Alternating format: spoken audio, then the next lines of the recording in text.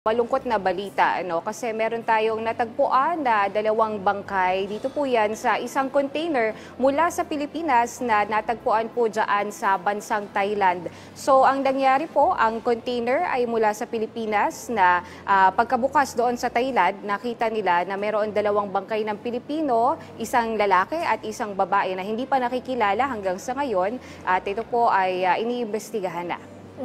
Eunice, meron ba tayong idea tungkol sa ikinamatay ng mga Pilipinong ito?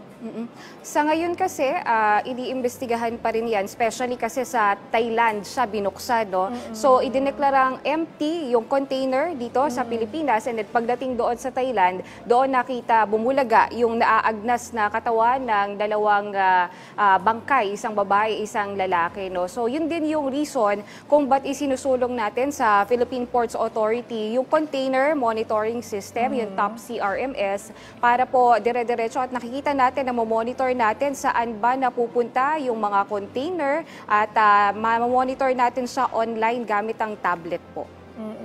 So sana malaman na natin kung anong nangyari dito dahil nakakagulat nga naman. Kailan ba nakita itong mga bangkay na ito? Diyan, no? Mula sa Port Authority ng Manila, papunta dyan sa Thailand.